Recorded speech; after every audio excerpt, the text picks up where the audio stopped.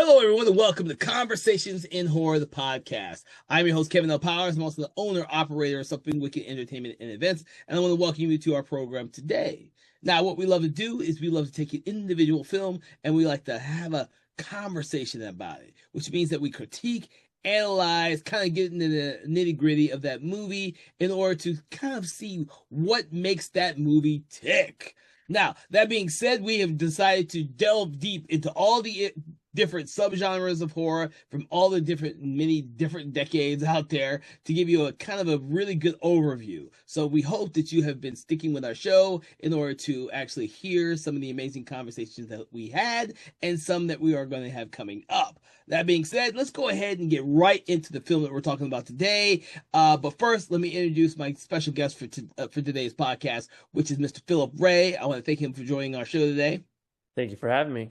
Yes, it's always a pleasure, especially when we're talking about superhero horror films. And we are talking about one of them today as we delve into the film Blade from 1998.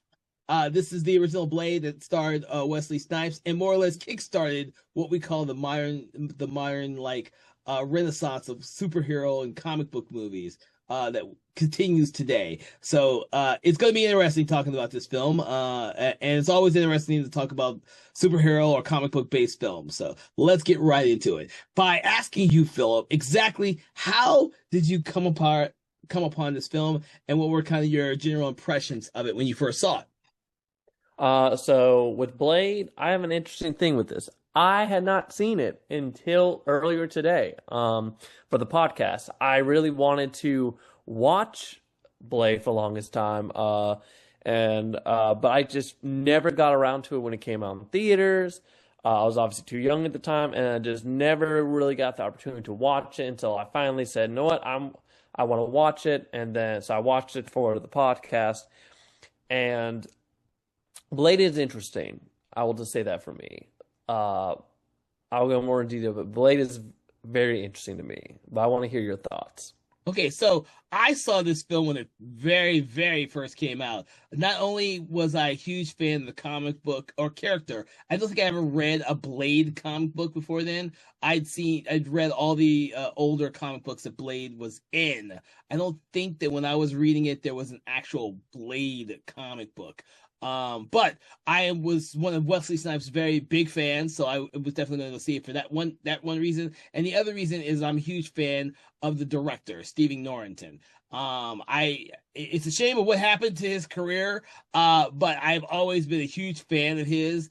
And so that was another kind of stepping stone for me to go see this film. And I didn't see this one in the theater. I saw this one and the third one, Trinity, in the theater, but I missed the second one in the theater, which is kind of bad. Now, that being said, I always thought that the Blade character was tailor fit for Wesley Snipes, and the fact that it gave him the most iconic and most interesting character that he's ever played in pretty much any of the films that he's done. And he's done a lot of movies, but this was a character that he kind of was tailor made for. And this first film I think was one of the best films for me that year that it came out, because it took me by surprise, and I actually watched it a lot for like maybe the first 4 or 5 years. I watched it a lot up until the movie Trinity came out. I haven't really gone back to the trilogy much after Trinity was released.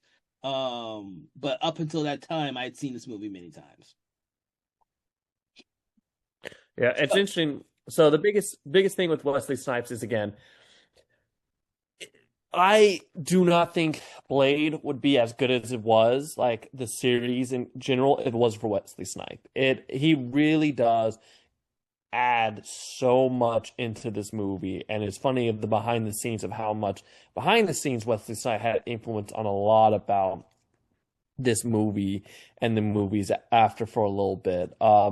It's funny because originally when they wrote this, there were three. It took a while for this movie to get produced because it kept going all around. It's funny, different names that were thrown out during the development. So one of them was actually they were going to do LL Cool J was at one point discussed to be the lead early on when it was still under Marvel developing the movie, and then eventually went to New Line Cinema that produced the movie, and with it there was only three uh, actors that the head of New Line Cinema wanted for the role. It was either Denzel Washington, Wesley Snipes, and Lawrence Fishburne, which is very interesting because trying to imagine Denzel Washington or Lawrence Fishburne for this role is kind of interesting in a what if situation, but I do think Wesley Snipes was the perfect option, which is who uh, David Goyer wanted. That was the only option for him was Wesley Snipes, and yeah, he Wesley Snipes makes the movie. I do think there's other strong actors in it, but just the charisma he has. Just again, him really wanting like the kung fu stuff and all of that. That was a big Wesley Snipes push for it. Like it really, like this movie is only really good because of Wesley Snipes.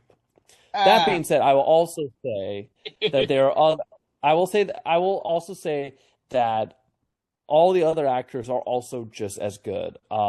Steven Dorff yeah. as Deacon Frost, he is also really good. Like he is also really good. Whistler, Stop. Christopher, thank you, was great. Even the actress that played Karen was also really good. So I'm Boucher, gonna right? revoke my previous statement. The the whole cast was good. The whole cast like is good. It is funny for me watching this movie now, and I have when I was watching it, I had to remember that this is 1998 Hmm. because some of the effects do not age up well. They do not. But I also recognize that the movie was made in 1998, so some of these effects are going to be a product of its time. But generally, the movie doesn't look too bad. I did laugh out a lot though, unintentionally with some of the things with this movie. But uh, but yeah, it is definitely interesting watching it modern day with some of the effects and stuff. But I mean, the intro again is very iconic and Hmm. stuff with the club scene. Although again, talking about stuff that may or may not age well, the effect of the skeletons kind of goes back and forth with me when I was watching that scene. Well, yeah. Well, it's hard to. I think with this film in '98, the effects were extremely well done for the time period. But like everything, when we look at CGI, because CGI has become one of the most popular tools in the arsenal of the filmmaker now, so much stuff is done with created, crafted, and executed with CGI that looking at this now is like looking at the way that the skeleton, the vampires were vanquished in Buffy the Vampire Slayer, the TV show, by the way, not the movie. um, and I'm not surprised by that. I mean, the thing is, it was cool back then in '98, especially when you see Wesley Snipes doing it. But I will say that the one thing that I did notice now is that some of the stuff for the Deacon Frost uh, sequence at the very end of the film doesn't hold up nearly as well. Uh, it's fine because Stephen Dorff, this is one of his better roles in terms of his evil and evilness, because he does some really good films. Not always the best performances, because he goes both ways with me sometimes. It's funny. I've seen so many things with Dorff in it, and he goes so many different ways with me. Whereas Wesley Snipes, he's usually a pretty, with the exception of one film that I'm not gonna really harp on, which is another horror film that he did later in his career. Most of his films he's been very solid on. I just think that he's so charismatic in this film because he loved the character more than he did in a lot of his other films, and so that shows in his performance in this film. And the second, and even the third film, which he has a lot of gripe over on that third film. Yeah, no, I mean, you can definitely tell he was enjoying the role. I mean, again, like the random weird because like most of the movie supposed to be very, cool and stoic.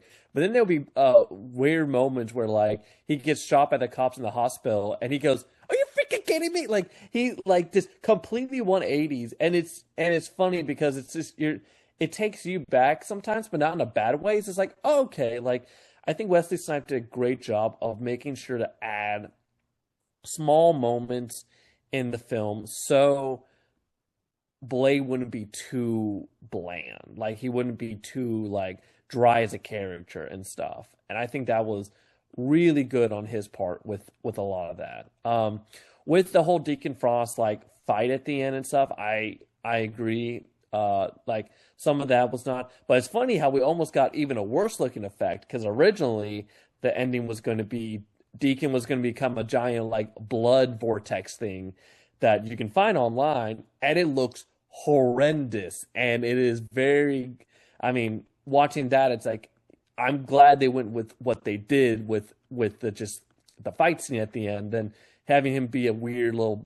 That would have definitely aged the movie a lot if they had went with that original cut. No, I agree Um, with you. I wish I could mention other movies other than American Werewolf in Paris, where they thought they were doing some really cool CGI with the werewolves in that film, but it does not hold up very well in this day and age, at all. The only other movie I can think of is like Dean Koontz's Phantoms, where those 90s, those late 90s movies, the CGI that they were so reliant on to create some of this stuff, it doesn't hold up. It's unfortunate, but yeah. Thankfully for this film, and I think one of the staying powers of this film, and why, even now with Ryan Reynolds, who starred in Blade Trinity, is trying his best to try and get them Marvel Studios and Disney to do a Blade Legacy movie with Wesley Snipes, is the fact that I think a lot of people just really love seeing Wesley Snipes in this character, and it was so. It like the moment, like you said, when he has those little lines towards the cops who are shooting at him. I mean, those little character moments, those little actor moments that just would almost seem out of character if it was done by any other character, just play so well with Wesley Snipes' Blade. And I think people like that about this movie. I can't, with the advent of having like Guillermo del Toro direct the second film, and I can't remember but what's his face? I can't remember the director of the third film, but he was also a producer or writer on the series. So it could have been David Goyer for. it was Goyer. Goyer did Okay, the so it third. was Goyer. Yeah, I was trying to remember because it's been a while since I've seen the third one. They all have their own unique style. Like I love this movie, and I also really love what Guillermo del Toro did with his version, with Blade Two, which is very different. And then of course there is a lot of comedy and comic moments in the third film, Trinity, due to Goyer getting a chance to direct and write the film. And Goyer, if you're not familiar with, has done a lot of comic book movies, a lot. So I used to trust him when I saw his name on a Marvel project or any comic book project. He's done more than that, but I think he's mostly known for doing a lot of comic book movies back in the 90s and early 2000s. So Yeah. Uh, Now one thing I would say about Blade, it is very, it's probably intentional, but there's some very like just weirdly funny moments in this. Like probably like the one that I laughed the most was the scene Frost meet and they're outside and they're trying to they're doing the whole join me type of conversation and Frost is using a little girl as hostage and stuff. yeah, And then and a lot of times in a scene like that, it's just, like he, throws her like it's like, oh, okay, you gotta distract you, throws her. He throws this little girl through a freaking stand and she goes through it onto the street. And I remember when I saw that, I just started laughing because it was so ridiculous. It was just so weirdly funny. And then I was thinking, oh, okay, it's gonna be revealed that she was a vampire. And then it was like, no, she runs away. And I was like, that was a little girl. I was like, so he just like that. It was such a weird, funny moment of like I was not expecting of like why? I was like, why? Why would you do a moment like that? Other than like, again, I think I'm assuming it was intentionally supposed to be weirdly funny. I don't know. For me, I don't know about you, Kevin, but like that's the scene that made me laugh. There are some moments in this where also it was I laughed that definitely was not meant to. Like in the train, like they're flying around the train and stuff, and then Yeah. like they're trying to get out and stuff, and he grabs the runaway train to like get out of there and stuff. It looks so goofy that I was just like, and again, that goes with the CGI, but I was like, oh, she died. Like with the whip, like the way it was cut and the whiplash, I was like, oh, at least Karen's dead. Blade is gonna have a major whiplash and stuff. But I started laughing because it just looked so goofy of the scene and stuff. I don't know. I don't know if what your thoughts are with that stuff. Especially the last thing I'll talk about is Quinn, who is a reoccurring character throughout the movie, who is so goofy the entire time, which apparently that was the only reason that happened was because Quinn was supposed to be taken out early in the movie, but because how funny Donald Logue was, he decided to keep him throughout the movie just because how silly he was. Well, what's funny is when you mention that is this was a movie where I realized who he was, and I used to follow the films he used to do after this because I loved his character in this movie. Uh, and he's done some great fucking films. And he has that sense of humor in everything. I mean, I loved him in the TV show Gotham. I mean, dude, he was so good. He's as an actor, and I think the comedy is very intentional. If you ever saw Norrington's, the director's first film, Death Machine, it's very intentional. It's just his style. It is a shame that he has not directed a film since The League of Extraordinary Gentlemen, which became like his swan song because of the stigma with Hollywood, and when someone does something against the Hollywood system, they get blacklisted. He's been blacklisted since that damn movie and not being given the chance to direct another movie since then.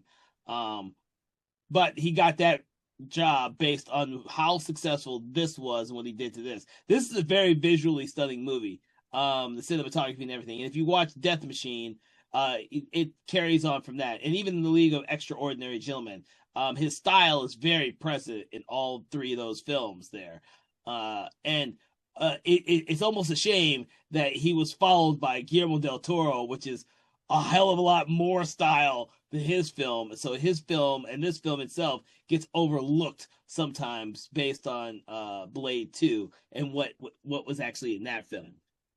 Or and people who preferred the darker horror aspects that Guillermo del Toro brought into the film versus those that Stephen Norton brought into, which were much more lighter, much more comedy, and much more action oriented. If you didn't, since this is your first time seeing this, I'm assuming you have not seen Blade 2. Have you seen Blade 2? I have not seen Blade 2 as of this recording. I have Okay, so not seen yes, Blade there Trinity. there is a distinct difference for each film in this franchise based on the director's taste.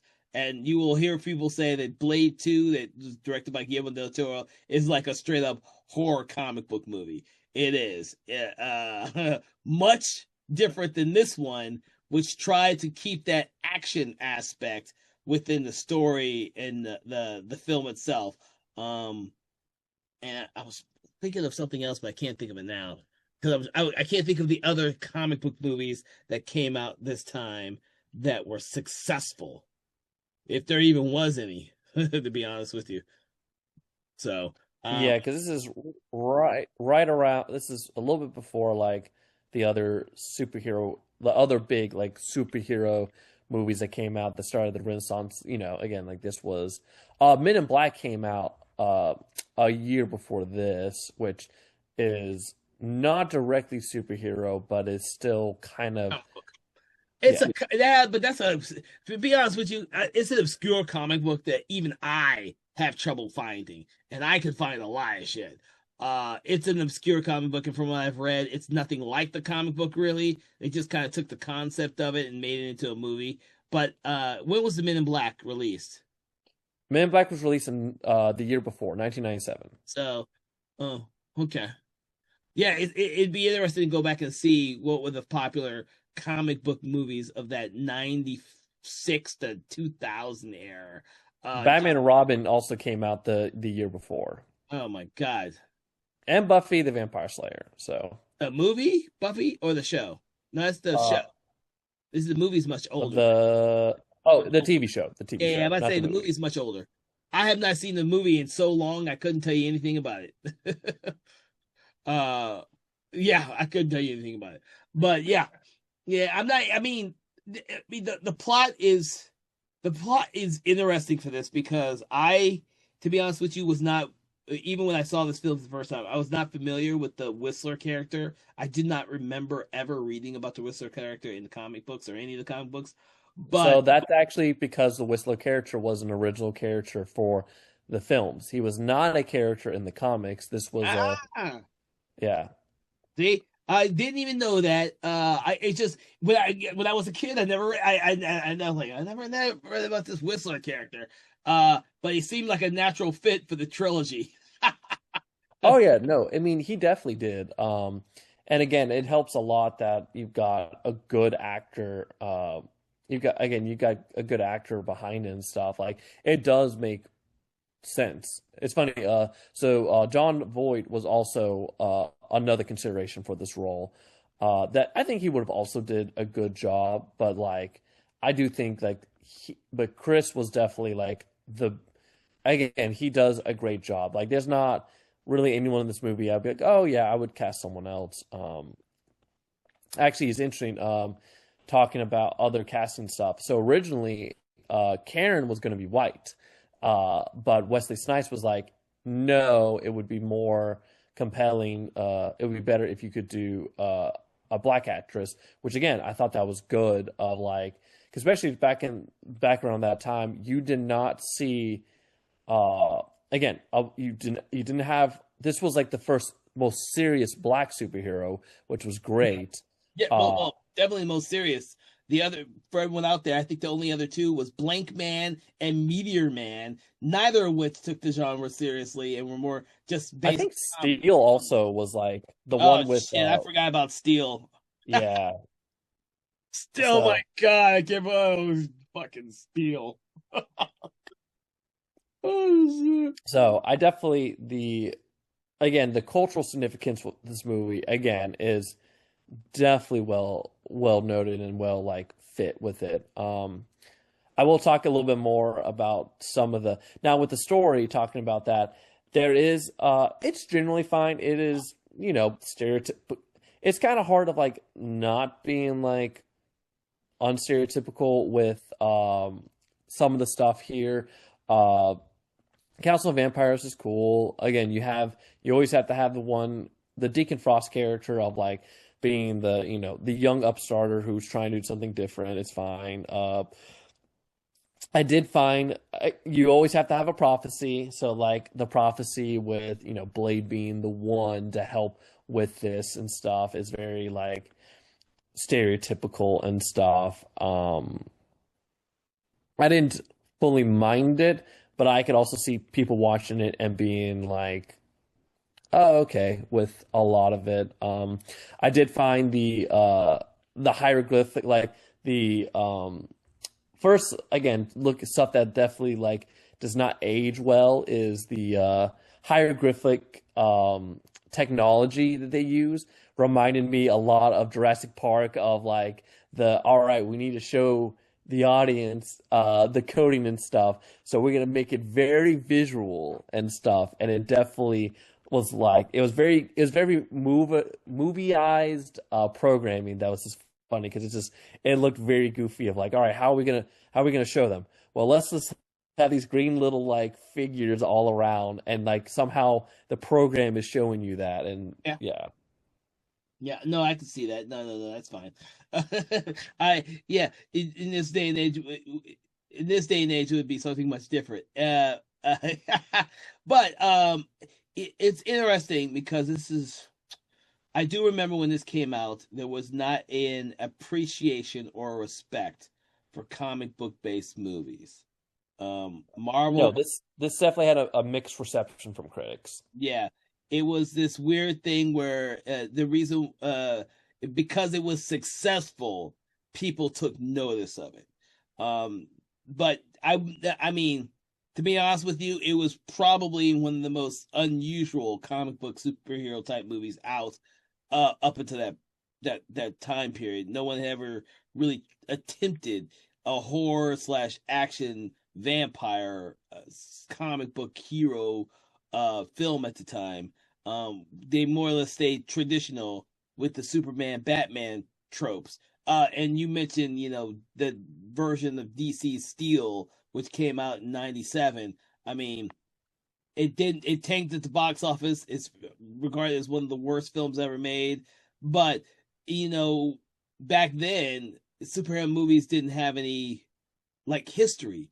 There were, what we had was Batman, and what we had was this Christopher Reeve Superman, and that was pretty much all the reference that people had for these films. And then, of course, Blade comes out, and Blade is completely different than any of those. And even the ones that were comic book movies that didn't want to say they were comic book movies, like Steel or the Dolph Lundgren, The Punisher, or even the Captain America movies, which, if you've seen those, are pretty god awful as well. The early Captain America films. I mean, I think the most we had was the Doctor Strange TV movie that no one remembers. And some of the other films like that were produced because it just wasn't respected. Box office makes people respect you. Hmm. Like uh, uh other than like the Tim Burton's Batman, this is also one of the few times we saw, and even with Tim Burton's Batman, there still was like a very comic book esque to that movie. This is really, I mean, that was one of the things with the writing the stuff when they were writing the script is they definitely wanted to feel more realistic mhm. than feel like a comic book. Because, I mean, honestly, it's like you watch it and it's like it doesn't really feel like a comic book. Like it feels like just a vampire movie, and Yes. like it really does. Which was purposeful, and I think that helped a lot of it. They try to be very modern with this approach, and I think they did a good job with that. It'd be interesting to ask the director what were some of his intentions for this film, since it was kind of, opening up a new territory for the comic book movie. After that, we would get all the other types of comic book movies that would come out and also be successful. So, Actually, he did say so. Goyer said some of his inspirations were Vampire in Brooklyn and Dust Till Dawn. So oh Jesus. yeah, because he was trying to get away from he was trying to make vampires serious again and not have them be kind of romantic characters like Interview with the Vampire. So yeah, so Dust Till Dawn and Vampire in Brooklyn was like two approaches he was trying to take with the vampires here, which again, I think it's done a good job with that. Well, Because yeah. originally New Line wanted this movie to be more of a spoof than anything. Like wasn't going to be a serious movie. Well, that just seems sad. Oh yeah, no. And interesting. There's a lot of what ifs that's interesting because before this, Wesley Snipes was trying to make a Black Panther movie. Yes. Uh, Yes, I yeah, do. and then that didn't happen, and then he jumped onto this, which a Wesley Snipes Black Panther movie sounds amazing. I don't think it would have done the best. I don't think I'm not trying at that time. I don't know if it would have done great. I definitely think between the two, Blade being produced at that time was a better choice. I don't think it would have done nearly as well either because of the reception for I'm trying to make sure. The Shadow, and what was the other one? I think The Shadow, which came out a few years before that, and The Phantom, which came out in '96. I had to look those up to make sure that the years were correctly. Both of those tanked at the box office. Neither one was well received, and going and those are very traditional comic book movies, by the way. If you haven't seen The Shadow or The Phantom, they're very traditional comic book movies of non-traditional comic book characters. Like they're more like old school pulp noir comic book characters that they try to make audiences actually care for. Of which I saw both of those at the theater too when I was young. Like even when I was young in the early '90s and so forth, I was always a comic book geek, and so I always flocked to these movies when they came out. Didn't matter which type of character they were. If I was familiar with the character, I'd go see them.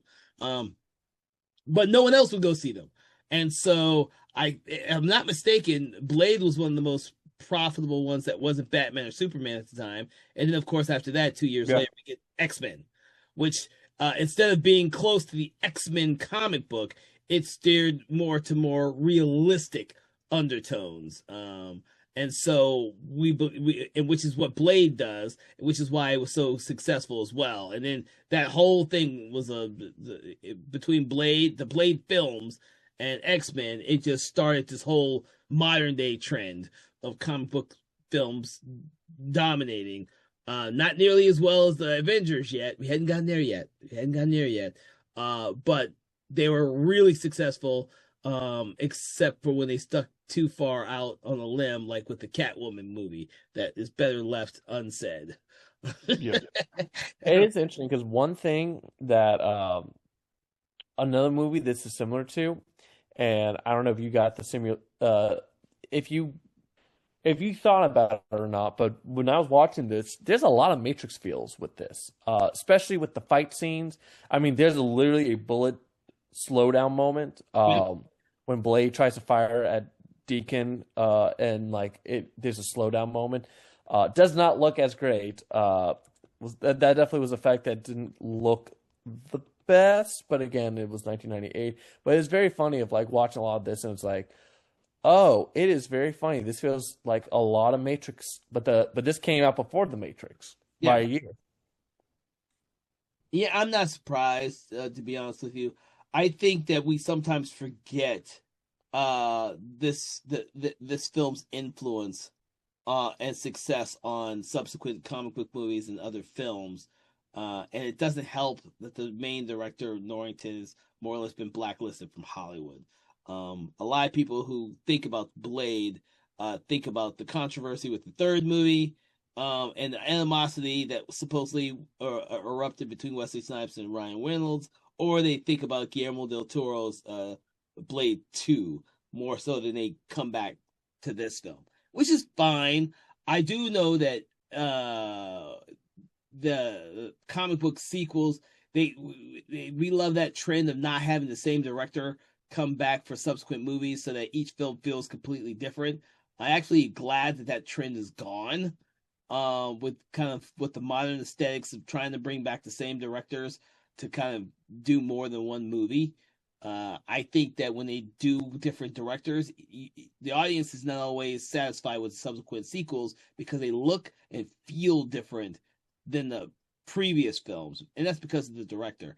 So I say this because I don't want people to forget who Stephen Norrington is. He was a promising young talent whose career was cut short by the controversy that surrounded the League of Extraordinary Gentlemen. And this movie proves that if he had been given the chance to excel past that film and that whole debacle, he could have been one of the more. We'd probably be seeing Marvel movies with his name on them right now. Yeah, it's interesting too because some of it's kind of his own. There's a moment that's a little bit of his own fault because they did offer him Blade 2, but he didn't want to do it. He wanted to do He didn't want to do a different movie. So so they ended up going with Del Toro on this after he turned it down. But because it's interesting because Norrington's Blade 2, it would be a way interesting movie compared to Del Toro's because Morbius was supposed to be the villain in the second. That was in a deleted scene from Blade. Morbius makes an appearance with the idea that, and then he was going to be the main villain for Blade 2. but they ended up cutting his deleted. They ended up cutting his scene in the theatrical cut, and but then Norton's idea still was for Morbius to be the villain in the second one, but then he ends up deciding not to do it, and then Del Toro wanted to go a different direction, so then they ended up deciding not to go with Morbius at all, which is interesting because we ended up getting the Jared Leto one years down the line, but it's the interesting what if of if Norrington had not said no and did the second movie, and we got Morbius as the villain, and kind of this, it's kind of interesting to see what the trajectory of Blade would be, what Morbius would be, and even Norrington's career, because since he decided not to do Blade 2, and then the next thing, like you said, was The League, which ended up bombing. And it's funny because if he had done Blade 2, he would have not done League. Yeah, yeah. And he still went to yet another comic book movie. The bad thing about that is he was doing League of Extraordinary Gentlemen before that comic book had fully been released, which is why it is so different from its source material. It's a tragedy. I mean, I could enjoy how bad that movie is. I don't know if you've ever seen that movie. I could enjoy. Oh, I have. Oh, I definitely have. I can enjoy how bad that movie is, because I've read the comic book, and the comic book would have been brilliant had they stuck to the source material. But that movie was a 2KO because it ended Norrington's career and it ended Sean Connery's career.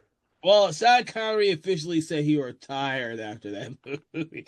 We all know that that's the movie where Stephen Norrington and Sean Connery almost went to blows on set on that movie, among other things. And so yeah, it's an interesting story, and I hope that one day Stephen Norrington will be given the opportunity to say everything that actually happened and set the story really straight. Because I don't think Sean Connery is ever going to admit to anything anymore. He's just Sean Connery's dead, so. Oh yeah, that's right. I keep forgetting he passed away not too long ago. I forget what year he passed away in. 2020. 2020, yeah. Oh dear. Well, hopefully it wasn't from COVID. I'm laughing. I shouldn't be laughing at that. I've always liked Sean Connery. I just didn't like what happened towards the end of his career. He's in one of my favorite movies of all time, which is Medicine Man. Don't knock me, people. I love Medicine Man. That movie's fucking brilliant. But sometimes we have actors who could just be a little bit crazy with directors, and young directors like Stephen Norrington don't know how to really handle all of that. Same with Josh Trank. Studio tampering, and he ruined he blacklisted him for the most part. He actually did a movie after the Fantastic. I'm just gonna call it Fantastic Four. I know other people like to call it Fan Four-tastic or some shit like that. Fan Four Stick. Yeah, it's fucking stupid. I ain't gonna call it that.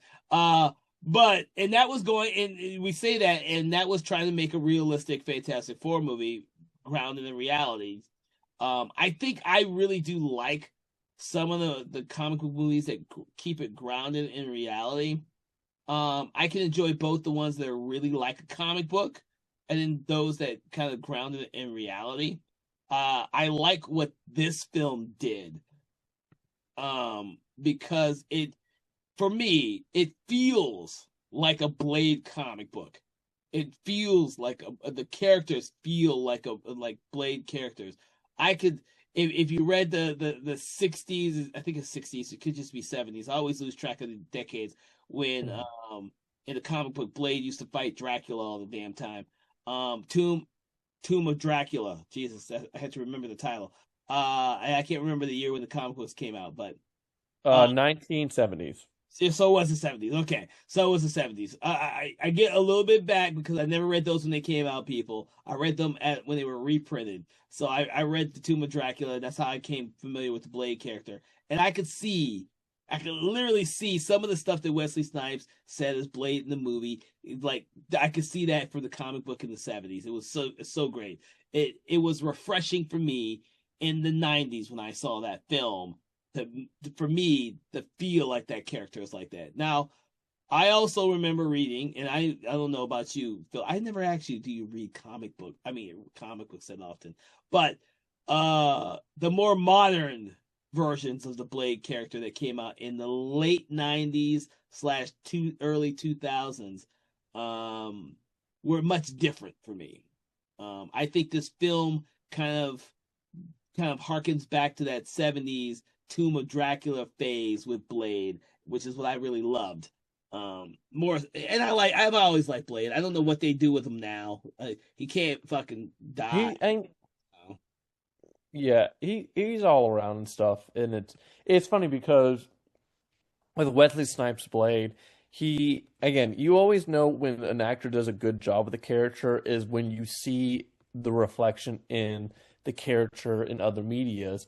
And definitely, if you look at Blade's portrayal before this movie and Blade's portrayal after, they're definitely the modern Blades are definitely more reminiscent to Wesley Snipes Mm. than before. Just kind of how like again when when Samuel Jackson did Nick Fury, how we saw the modern day Nick Furies look a lot more like Samuel Jackson. Same deal with like Robert Downey Jr. and Iron Man. Like it is very much like when you know an actor does a character right, when the comics then start making the character look like the actor a little bit without getting sued. Um, Hey, I love it on the Punisher comic books when it looks like Thomas Jane. I'm just saying. yeah. Uh, oh So shit! Which I never, for everyone, I've never read those issues of the Punisher. I was from the early '80s. I was in the '80s and '90s reading Punisher. So, unfortunately for me, I did not get along with the time when Thomas Jane was depicted on as the Punisher. I'm sure I would have loved it back then.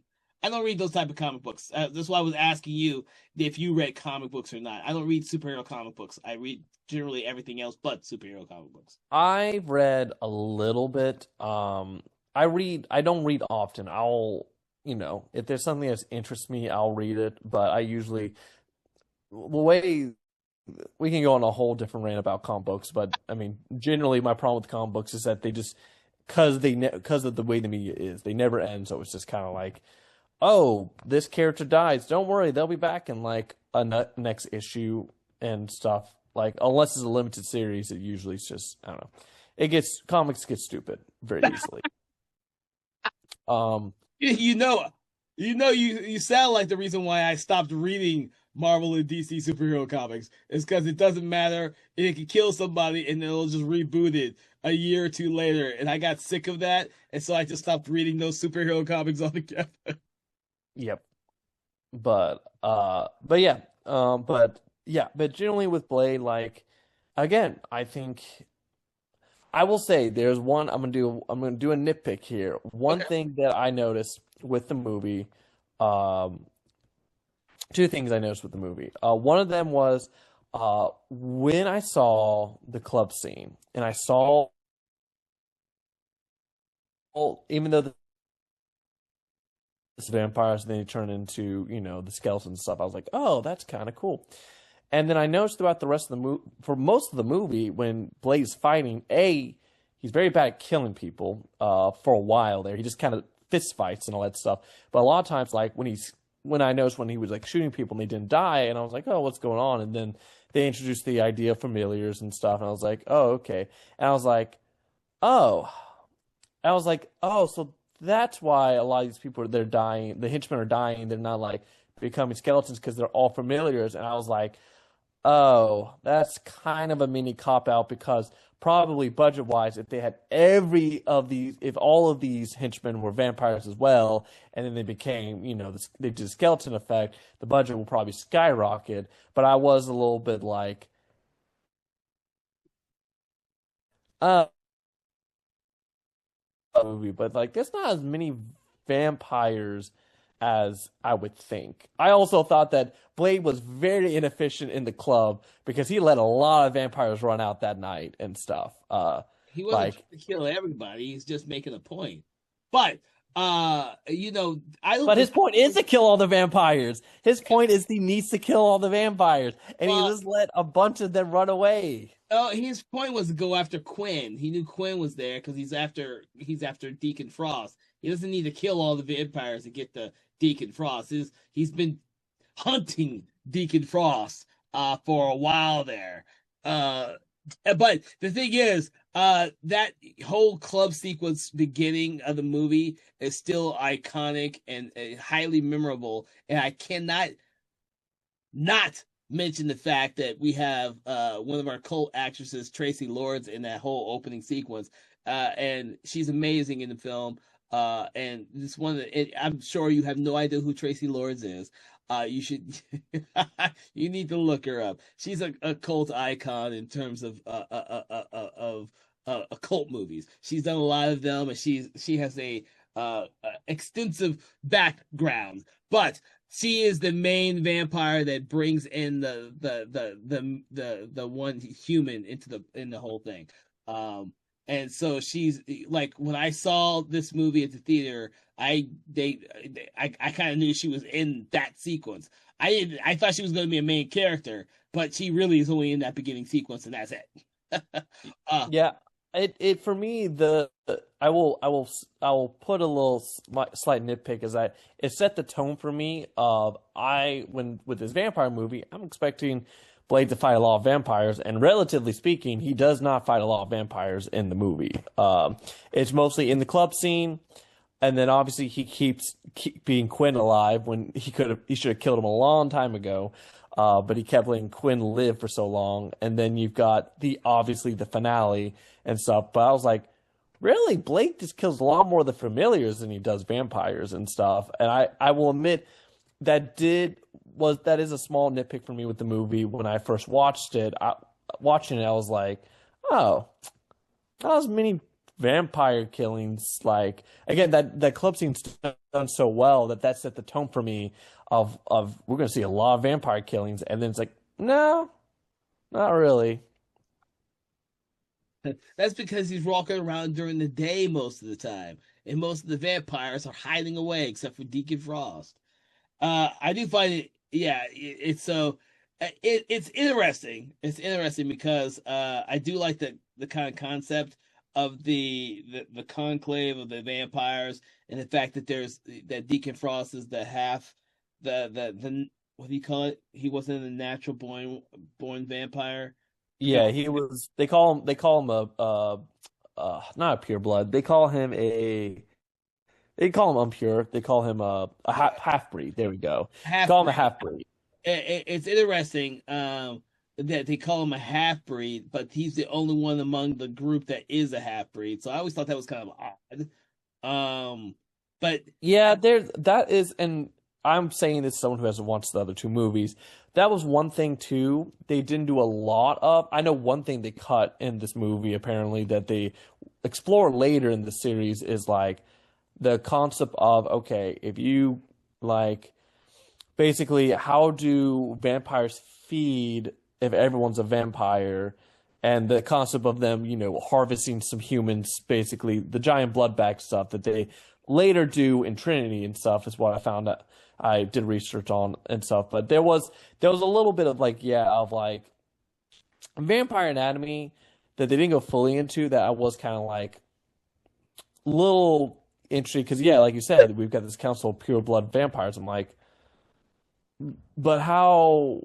I mean, we know how Blade did it, but you know, it's like you just go in that rabbit hole, and it's one of those things of like you don't think too much about because you'll be like questioning a lot.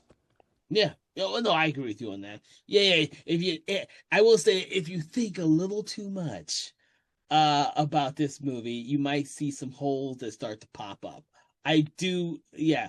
I will not disagree with you on that one. Because one big thing I will nitpick about is Blade finding. So in the movie, Karen discovers that using EDTA basically makes vampires explode.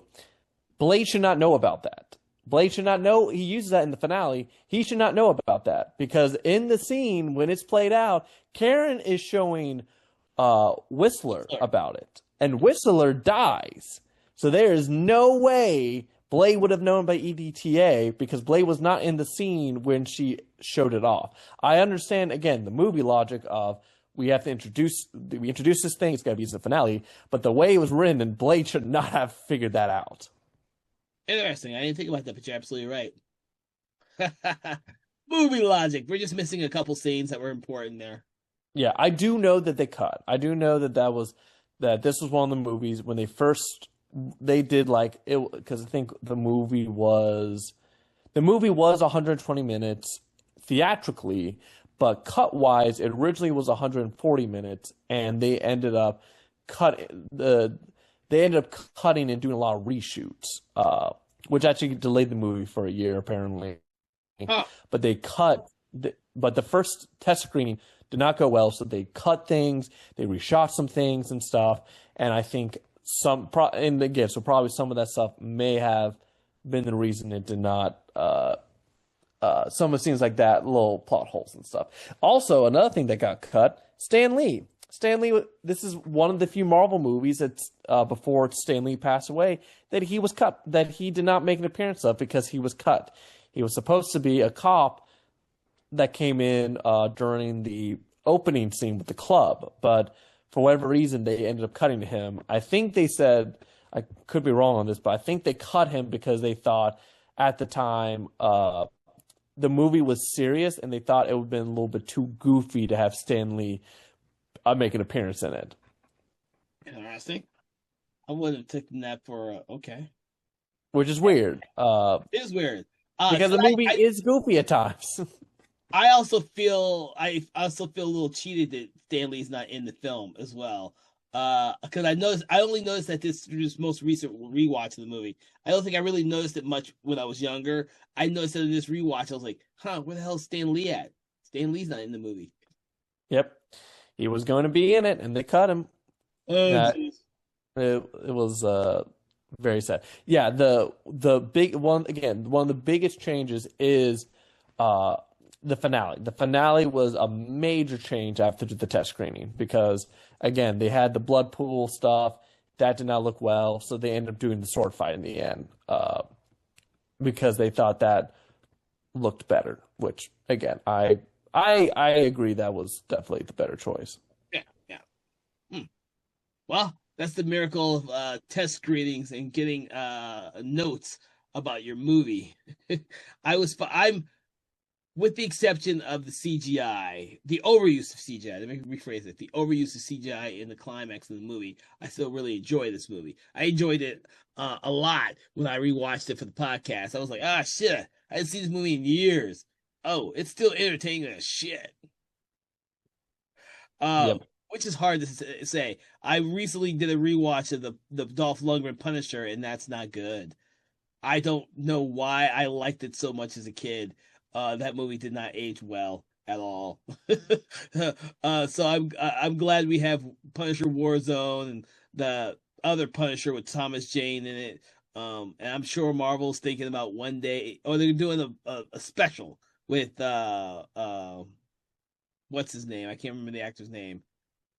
Crap. I wish I could, but I can't remember his name. So, what character? Punisher in the new Marvel. Oh yeah. Oh, Jon Bernthal. Jon Bernthal, who I fucking love as an actor. Like, yeah. I fucking love him in just about everything he's in. So I'm really looking forward to that. I was looking for Mahershala Ali to take over for Blade. I really was really interested. I love that actor. I think Wesley Snipes was brilliant in the 3 movies that he was in. Like I said, up until Trinity, and I like Trinity, don't get me wrong. I was constantly rewatching the 3 movies, but it's a franchise I just never really bothered to go back and revisit. Until, of course, Deadpool versus Wolverine, where we got to see Wesley Snipes return as Blade, and it was, shit, this is right back to where it was before. This is awesome. Great. Let's get him in another fucking movie. I am along with Ryan Reynolds with saying that we should just get another fucking Blade legacy movie. It would be the first superhero legacy movie that we've seen, really. It would be great to have him come back. I think there's some more room in the world, in the MCU, in the multiverse, for Wesley Snipes Blade and the Mahershala Ali Blade. I would love to see it, but Yep. No, I definitely think that I with Blade generally is such an interesting character. And yeah, I was originally really excited for Mahershala Ali's casting as Blade. I was all game for it.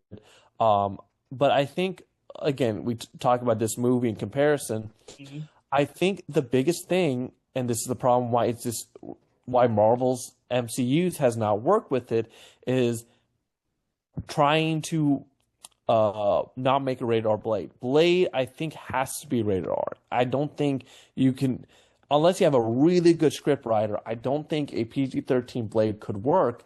And I think that's why it just has not, the movie just has been in development hell because every time they kept trying to not make it, they tried to cut corners with Blade, and you really can't because and that's why everyone loved the small moment in Deadpool Wolverine because we got to see again a rated R Blade and stuff. And I think it's really it's funny because objectively there's not a lot about Blade that really needs to be rated R. It's just that I think with rated R, when you do something rated R, I think the script writers are not limited about ideas, and sometimes they are if they do a PG-13 movie. And I think that's a big thing. Is that way too limited on what he was going to actually do. And honestly, it's like, yeah, there's right now, unless they're willing to, go back on it, I think they really need to. I would say either, yeah, if they want to just do Wesley Snipes with the legacy, I'm good with that. As long as Ryan Reynolds is connected to it. If not, if they want to do Mahershala Ali, I'm good with that too. But they have to take note about this first movie of you have to be able to be rated R to take risk. Yeah, I mean, this one was rated R, so Yeah. you know, it's violent. It should be violent. It's a vampire film where Blade's a half vampire daywalker killing people. It should be fucking rated R. And I think that's what audiences want. That's what we want to see. Whether or not Marvel can come up with a story that will satisfy that need and also satisfy their shareholders' need and share and bring it down to a manageable budget, because that's the big thing about this is that in order to make it a manageable budget for a rated R film, it needs to be done much lower than what you might expect. And a Blade movie could be astronomical in this day and age in terms of CGI, depending on the villain that they decide to go with. Oh yeah, I mean it could definitely look good. The current rumor right now is that they have given up on doing a Blade solo movie and that they're going to introduce the character through a Midnight Suns movie, which I think is not the route to go with. But yeah, I can't remember who we've had a discussion about that. Maybe it was you and I, or it was someone else. we actually had this discussion a couple days ago. Okay, yeah, I was trying to remember because at the moment of this taping, I've also was taping an episode on Wes Craven's Swamp Thing, and so superhero movies are kind of in my brain right now, so I'm losing track. Yep. So I mean the thing right now is yeah. So because right now the modern version of the current rumor right now of MCU's going to do a Midnight Suns, and that's how they're going to introduce the Mahershala Ali's Blade, which I it's yeah, because it's also like that's their way going to be introducing Ghost Rider. Moon Knight's already got his thing, so he's good. But Man Thing, who's already had his thing, are some characters, and it's just I don't know. No, But yeah. we can only guess what the future will hold, but I do know one thing that the future will hold, and that is us discussing later in this program Blade 2 and Blade Trinity. because those will fit right in our wheelhouse here on our show. With that, Philip, is there anything else that we need to discuss in terms of Blade? Well, as of this recording, there's only one Blade. There's ever going to be one Blade. All right, so I want to thank you, Philip, for having this conversation with me about the film Blade, starring Wesley Snipes and directed by Stephen Norrington. For everyone else out there who's listening to our podcast, what we love to do is we love to rate the movie based on our scale that starts with 1 and ends with a 5. 1 being poor, 5 being amazing. But what we like to do is we like to take an object, a quote or saying within the film to attribute to our rating. Where on the spectrum, Philip, would you like to place Blade from 1998? And what object, quote, or saying do you want to use to attribute it? I would do 3.5 dudes ice skating uphill out of 5. Okay. I'm a little bit more generous because I grew up on this film. So I'm gonna give it a 4 Daywalker swords. Because I love the fact that the sword, only Blade can hold it before it splinters or blows up their hands and shit. I love that kind of stuff. If you keep a hold of it too long. Not if you hold it, if you keep a hold of it too long. And that's how I feel about the movie. If you keep a hold of it too long, it may be bad for your health, which is why we have Guillermo del Toro's and David Goyer's sequels, and now Deadpool versus Wolverine. With that, I hope that you enjoyed this show. I want to thank you for joining us here on Conversations in Horror, the podcast. Please make sure to like, follow, share, subscribe. Do that thing you do with your favorite podcast and your favorite podcast app, Spotify or YouTube. Also, make sure to check out previous episodes as well as previous episodes on comic book horror movies, if that is your jam. We've done a lot of them, especially last year, and we have a lot more coming up. So please check those out. Also, we also have another podcast, Conversations in Hammer Studio Horrors, which is released every first and third Friday of the month at 8 a.m. Please make sure to check that out as well. And from all of us here, have a pleasant day, and we will see you on the next amazing episode, as long as we are not destroyed by the sunlight. Have a good day. Conversations in Horror is a Broken Lighthouse Pictures production, written, produced, and directed by Kevin L. Powers, executive producer Kelly A. Inoka. All contents and material from this episode of Conversations in Horror is copyright 2025 Broken Lighthouse Pictures.